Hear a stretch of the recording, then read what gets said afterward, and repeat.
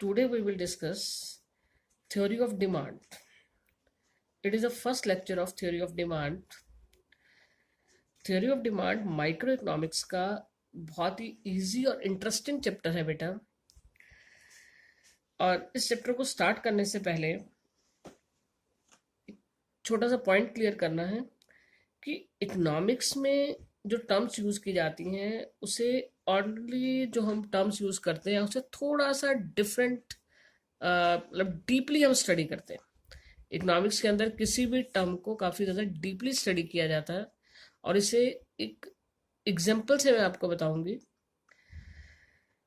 There are three terms: Dzire,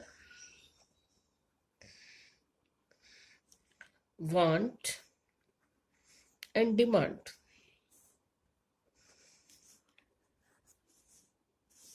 only अगर हम देखें तो इन तीनों टर्म्स का एक ही मीनिंग माना जाता है, demand. But in economics all these three terms have different meaning. First of all, suppose हम लोग एक कार परचेज करना चाहते हैं तो ऑर्डिनरी हम ये कह देते हैं कि इट इज आवर डिमांड, हमें एक कार लेनी है, it is our demand. But economics के अंदर थोड़ा सा डीपली, सपोज हम एक कार परचेज करना चाहते हैं बट उस कार को परचेज करने के लिए हमारे पास सफिशिएंट मनी नहीं है, we have no sufficient amount to purchase that car, then it is only our wishful thinking, it is only our desire. ये want कब बनती है? Suppose we want to purchase a car, एक car हम लेना चाहते हैं, we have sufficient amount to purchase that car, but we are not ready to spend money on that particular commodity. Car खरीदना चाहते हैं, उसके लिए हमारे पास सफिशिएंट अमाउंट भी है बट हम उस पैसे को उस कार के ऊपर स्पेंड करने को रेडी नहीं है। That is consider only our want. और वो डिमांड कब बनेगी? जब क्या होगा, कार लेना भी चाहते हैं, कार को परचेज करने के लिए सफिशिएंट अमाउंट भी है and we are ready to spend money on that particular commodity, on that particular car. हम उस कार के ऊपर पैसा खर्च करने को भी तैयार हैं, तो वो बन जाती है हमारी डिमांड। तो डिमांड के लिए तीनों एलिमेंट्स का होना जरूरी है। First of all, desire to purchase the car, desire to purchase the car,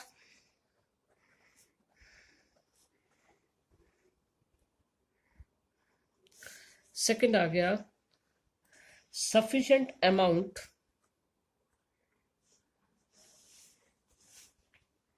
to purchase the car, and third, readiness to spend money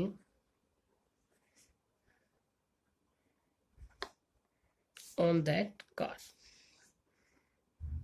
तो जैसा कि हमने ऊपर डिस्कस किया कि इन तीनों टर्म्स को इकोनॉमिक्स में इनका डिफरेंट मीनिंग है, लेकिन जनरली हम इनका एक ही मीनिंग लेते हैं कि हम परचेज करना चाहते हैं, फिर हमारे पास मनी है या नहीं है तो भी हम क्या कह देते हैं, इट इज आवर डिमांड। अब डिमांड की एक परफेक्ट डेफिनेशन की अगर हम बात करें तो वो डेफिनेशन क्या है? Demand refers to different possible quantities of a commodity. Demand refers to different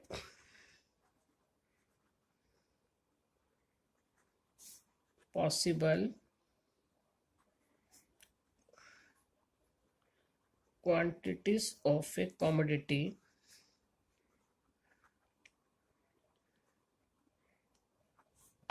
that the consumer is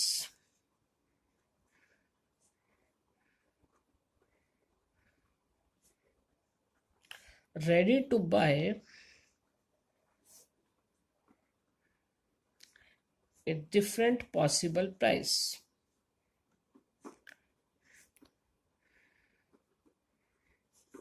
by a different possible price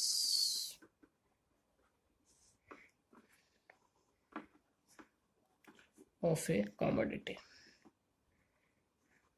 तो डिमांड क्या हो गई? Demand refers to different possible quantities of a commodity that the consumer is ready to buy. यानी different different prices के ऊपर consumer किसी भी commodity की जितनी जितनी यूनिट्स परचेज करने को रेडी है उसे हम कहेंगे डिमांड। यह एक और टर्म आती है, वो है quantity demanded. Now what is the difference between demand and quantity demanded? Almost सारी डेफिनेशन सेम रहेगी। Quantity demanded refers to a specific price. ऊपर हमने कहा different possible price, but quantity demanded refers to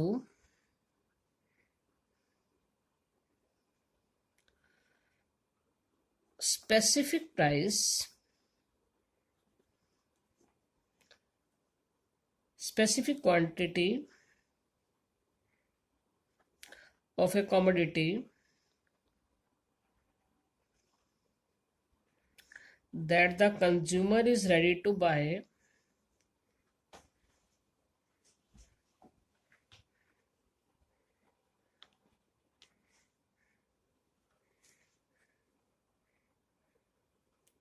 at a specific price।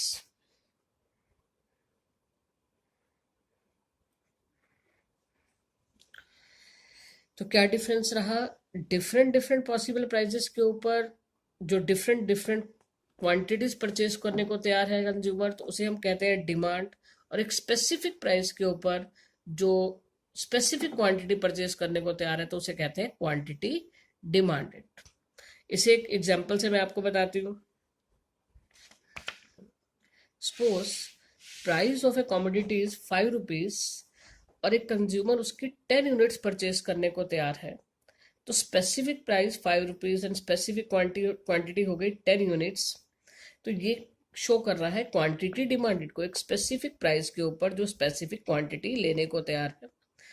But when price is 5 rupees consumer is ready to buy 10 units. When price is 6 rupees consumer is ready to buy 8 units.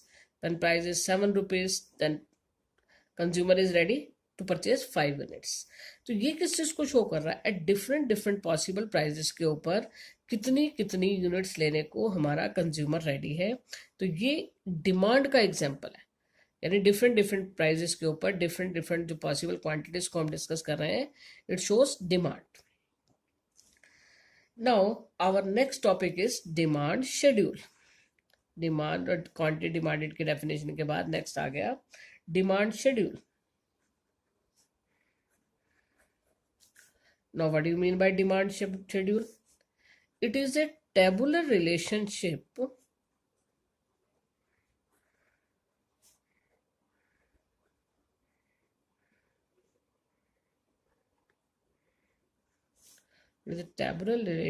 between price and demand.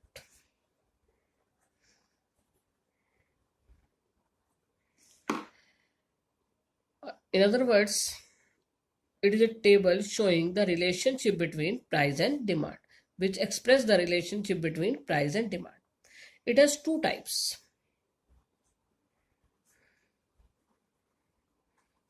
First, individual demand schedule,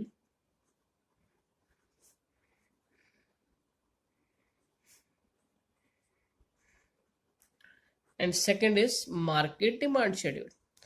अब individual demand schedule की definition की बात करें, बिल्कुल same definition हम use कर सकते हैं। It is a tabular relationship, it is a tabular relationship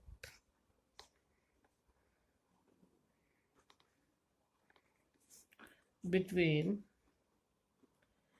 price and demand by a single buyer, by a single buyer।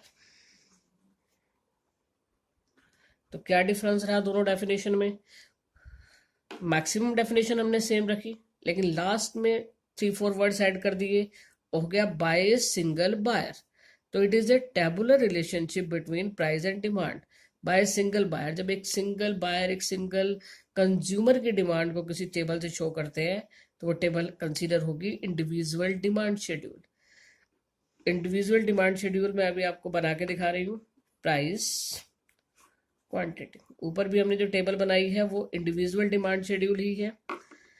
Suppose price is 1 रुपी, कोई भी पर्सन उसकी 10 यूनिट्स परचेज करने को तैयार है। Now price rises, demand falls down. Now price rises up to 3 rupees and demand is 4 units. There is inverse relationship, जो एक main point यहाँ पर आपको समझना है, there is a inverse relationship between price and demand. Price और demand के बीच में इनवर्स रिलेशन है। इट एक यूनिवर्सल ट्रुथ है कि जैसे जैसे किसी चीज का प्राइस राइज करता है उसकी डिमांड फॉल करती चली जाती है। तो यहाँ भी हमने वही एग्जांपल लिया कि suppose price is 1 rupee, then quantity demanded is 10 units. Now price rises, when price is 2 rupees, quantity demanded is 8 unit. यानी जैसे जैसे प्राइस राइज कर रहा है वैसे वैसे डिमांड क्या हो रही है, फॉल कर रही है। सबसे पहले आपने डेफिनेशन दी, डेफिनेशन के बाद उसी चीज को आपने एक शेड्यूल बना के दिखाया, फिर आपने उस शेड्यूल को अपनी ही वर्डिंग के अंदर एक्सप्लेन करना है। जैसा कि मैंने आपको बताया, in this schedule when price is 1 rupee, quantity demanded is 10 units. Now price is 2 rupees, then our demand is 8 units, and when price is 3 rupees then demand is 4 units, and this schedule shows the inverse relationship between price and demand. Now next is market demand schedule.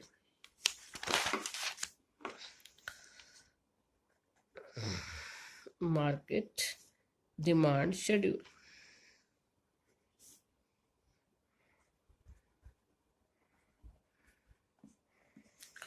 अब जब market demand schedule की बात आई, same definition लिखें, it is the tabular relationship between price and demand by all the buyers for a particular commodity in the market. उसके आगे क्या add हो जाएगा, बाय ऑल द बायर्स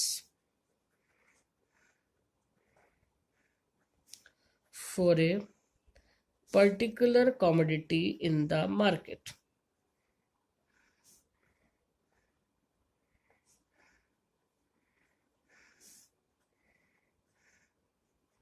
अब क्या डेफिनेशन बन गई, it is a tabular relationship between price and demand by all the buyers, by all the buyers for a particular commodity. अब यहाँ पर एक टर्म हमने ऐड कर दी, फॉर ए पर्टिकुलर कमोडिटी। ये पर्टिकुलर कमोडिटी टर्म क्यों ऐड की, market में हजारों लाखों तरह की गुड्स एंड सर्विसेज को परचेज किया जाता है। अगर हम उन सभी को ले लें यानी एज ए होल ले लें तो कंसीडर होती है एग्रीगेट डिमांड, और वो मैक्रो इकोनॉमिक्स का कॉन्सेप्ट है, जबकि हम स्टडी कर रहे हैं माइक्रो इकोनॉमिक्स, और इसमें हम लोग मार्केट डिमांड को डिस्कस कर रहे हैं, ना कि एग्रीगेट डिमांड। तो हमें किसी पर्टिकुलर कमोडिटी को लेना है, तो market demand schedule is the tabular relationship by all the buyers for a particular commodity. Suppose ice cream in the market, एक पर्टिकुलर कमोडिटी, सपोज आइसक्रीम को परचेज करने वाले जितने भी बायर्स हैं, जब हम उन सबकी डिमांड को ले लेंगे, उस सबकी डिमांड को जब एक टेबल की हेल्प से शो करेंगे, then that is the market demand schedule. अभी इसी को हम एक शेड्यूल बना के दिखाएंगे।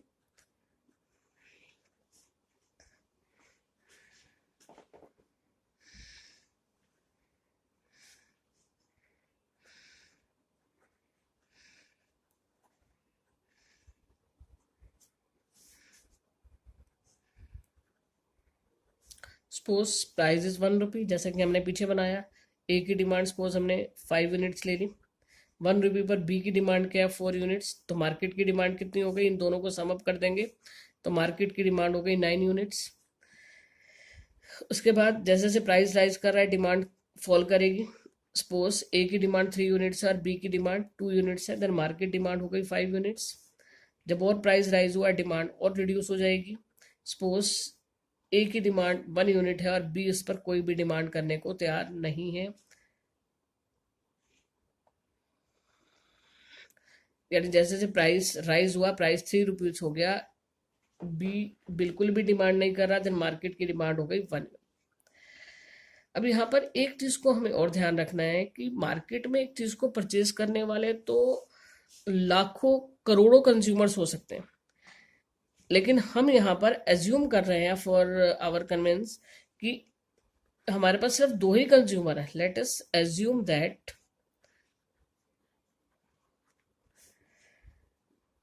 there are only two consumers in the market.